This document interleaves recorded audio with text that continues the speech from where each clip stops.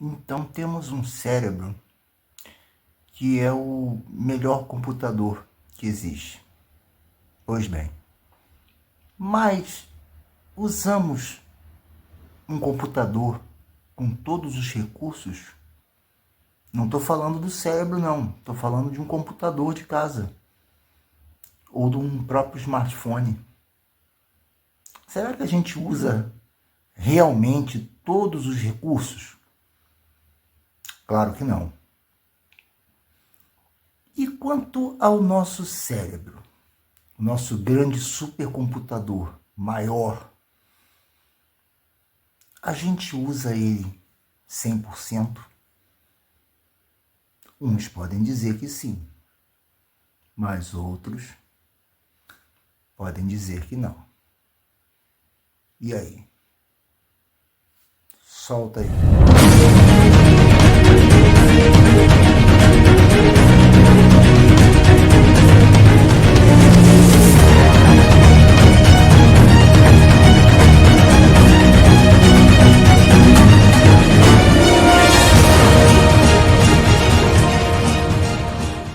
Olá, buscadores! Sejam bem-vindos mais uma vez ao nosso canal, O Despertar da Matrix. Aqui a gente fica sabendo de algumas coisas que muitos até já sabem, alguns contam mais ou menos e muita coisa tem gente que esconde. E aqui a gente sempre revela os fatos. Claro, a gente revela os fatos e você vai tirar as suas conclusões, pois nada aqui é garantido, mas apenas fica como sugestão, instigando você. Pois hoje eu decidi falar um pouco sobre o nosso grande supercomputador que todos nós possuímos, que é o cérebro humano. Mas para eu falar disso, eu levaria um vídeo de 3, 4 horas. Então eu vou resumir a uma área do cérebro, lógico, e em que a gente vai conversar um pouco. O nosso cérebro, ele é formado de diversas estruturas. Nós temos o hemisfério direito, o hemisfério esquerdo, cerebelo e uma zona cerebral, um tronco espinhal mais antigo, mais ancestral. Alguns dizem que remonta até dos lagartos. Isso alguns médicos. Outros são de opinião contrária. Mas o fato é que essas zonas mais antigas, para que servem? Por que continuam? Eu vou falar de uma. Existe uma zona do cérebro chamada glândula pineal. Ela é uma glândula. Ela secreta substâncias. Ela envia substâncias para o corpo. Uma das principais funções descobertas está relacionado ao equilíbrio da melatonina. Segundo médicos, a melatonina ela é reguladora do sono, do nosso biorritmo. Mas será que é só isso? Será que ela serve só para isso? Porque se for para ser uma glândula comum, ela não precisaria ter o tamanho que tem. Há alguns médicos que dizem que essa área está atrofiando ou já atrofiada. Mas será que isso aí é verdade? Ou será que tem alguma coisa que está escondida? Algum conhecimento, algum saber, algo que alguém saiba, seja cientista, médico ou não, e que não estão te contando. Vamos despertar sobre isso aí? Afinal de contas, a glândula pineal ela é conhecida desde quando? Da ciência, da medicina. Alguns poderão dizer que há estudos, aprofundados nos meados da década de 60, 70 do século XX. Mas eu digo para vocês, buscadores, que não. Isso é um pouquinho mais antigo. Tem algo aí algum conhecimento que se perdeu. Vamos voltar alguns milênios atrás e vamos conversar um pouquinho sobre a civilização egípcia. Uma civilização que tinha um alto saber. Basta lembrar que a grande biblioteca de Alexandria estava no Egito. E ali existiam livros, papiros, preciosos. Os egípcios, eles faziam excursões a várias partes do mundo antigo e traziam esses conhecimentos e os colocavam ali, nessa biblioteca, aonde alguns sacerdotes egípcios das escolas de mistérios tinham acesso. Houve um incidente com a tomada de Roma e essa biblioteca pegou fogo, foi destruída. Mas a biblioteca foi feita pelos sacerdotes das escolas de mistérios. Ou seja, foram destruídos os papiros, mas o conhecimento que tinha ali era muito mais antigo. Digamos que a Biblioteca de Alexandria passou a registrar o conhecimento que já era sabido, ou seja, mais antigo do que a própria biblioteca. E o que essa biblioteca teria a dizer sobre a glândula pineal? Vamos ver aí. O Antigo Egito, terra dos deuses, lendas e muitos mistérios. Conhecimentos ocultos que nos são revelados a cada descoberta moderna da arqueologia. Um dos deuses da religião egípcia era Horus, o deus dos céus, representado pelos egípcios como um falcão. Para eles, Horus era o protetor da humanidade, da realeza e patrono dos homens jovens. Filho de Osíris e Ísis, que desceram dos céus em uma carruagem de fogo. Ninguém escapava dos olhos de Horus, que tudo via. Por isso, o olho de Horus, ou Udiá, significava poder, proteção e contato direto com os deuses dos céus. De onde veio esse importante símbolo? E por que esse desenho? Pesquisas recentes apontam que a nossa glândula pineal possui um formato parecido, se não igual, em estrutura com o símbolo do olho de Horus. Será uma coincidência?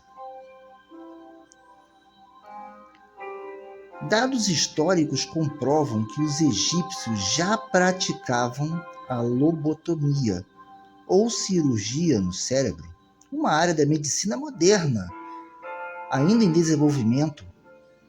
Como eles praticavam tais cirurgias, se não havia instrumentos e exames modernos? Quem nos ensinou isso? E por que esse fascínio pela glândula pineal ou olho de Horus dentro de nós? há uma utilidade para essa área do cérebro humano que ainda está em estudo?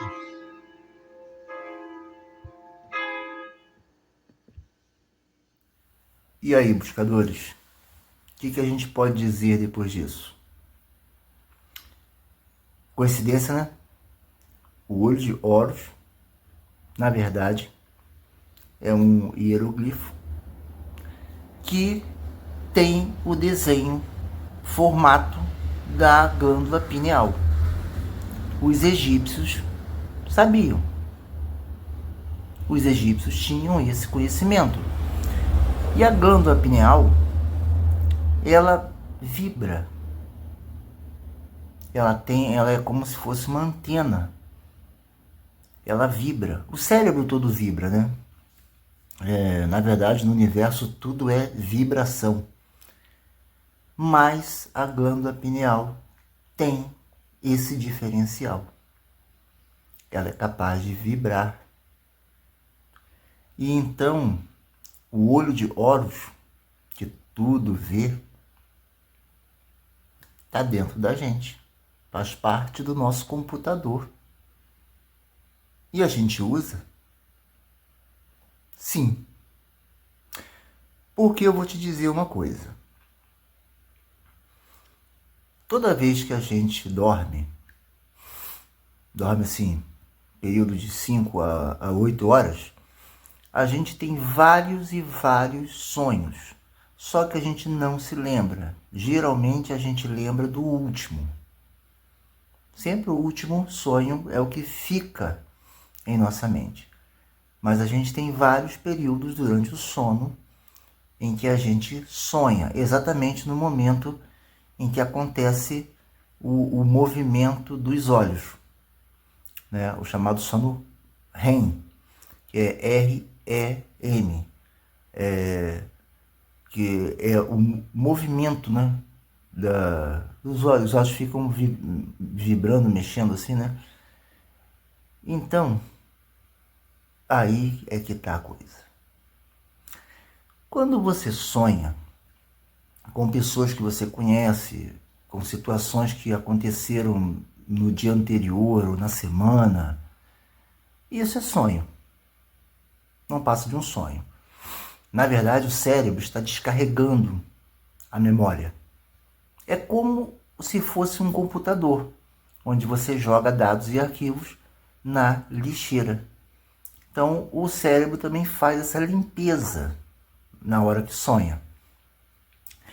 Então, bem, você sonhar com pessoas que você conhece, com situações que você viveu, ou que você queria ter vivido, você expressa ali. Isso é sonho. Agora, e quando você sonha com pessoas que você nunca viu, que você não tem a menor ideia de quem seja, e no sonho você conversa com elas assim como se fossem grandes amigos há muito tempo. E você está em lugares em que você nunca viu e nunca esteve. Qual seria a explicação para isso? Porque sim, quando você sonha com pessoas que você conhece, situações que já viveu, situações comuns, é normal. Isso está dentro do teu cérebro. Os teus olhos captaram, isso foi para o subconsciente e durante o sonho isso se revela. Agora, a minha pergunta, a pergunta que fica é: por que a gente sonha com pessoas que a gente não conhece, pessoas totalmente estranhas, em situações ou lugares que a gente nunca viu, que a gente nunca foi, e isso está dentro do nosso cérebro? Não, não pode estar, porque você não viveu, porque você não conhece. Então não está dentro do cérebro. Mas você capta isso de algum lugar. E aí? E o que dizer dos egípcios e a sua crença religiosa, que erroneamente é chamado de mitologia, né? Na época não era mitologia, era religião, né? Talvez daqui a 5.000 anos, alguém no futuro possa falar a mitologia cristã. Mas hoje não é, hoje é religião. Então vamos colocar os nomes certos nas coisas certas. Naquela época não era mitologia, era a religião egípcia. Assim como os sumérios, que também é um povo antigo, até anterior ao povo egípcio. Sempre e sempre, em qualquer situação, em qualquer grupo étnico, em qualquer país, em qualquer cidade, sempre essa coisa dos deuses ou Deus sempre vieram do alto. O que tem lá em cima? Por que sempre lá em cima? Por que sempre descem do céu? Não é uma coincidência? Não. Algo aconteceu no passado para que essas pessoas dissessem que os deuses egípcios, né, da religião egípcia, desceram do céu em carruagens de fogo. Meu amigo, o que a gente tem hoje é que quando uma cápsula, né, de um foguete que foi lançado, quando retorna à Terra, ele entra em contato com a atmosfera e vem queimando, como se fosse uma bola de fogo. E um foguete também, quando sobe, ele joga fogo, né, para baixo, queimando hidrogênio e oxigênio, e ele sobe. Então, carruagem de fogo fica uma coisa assim, né? Deuses do céu, carruagem de fogo. E a gente sonha com pessoas que a gente não conhece, lugares que não vimos. Meus queridos buscadores, pois nada mais é do que a nossa glândula pineal. Com ela, nós temos o poder de entrar em universos paralelos, dimensões, ou você dá o nome, você escolhe o nome. Essa fica para a gente pensar. No próximo vídeo a gente vai aprofundar um pouco mais sobre isso, tá certo? Prometo a vocês.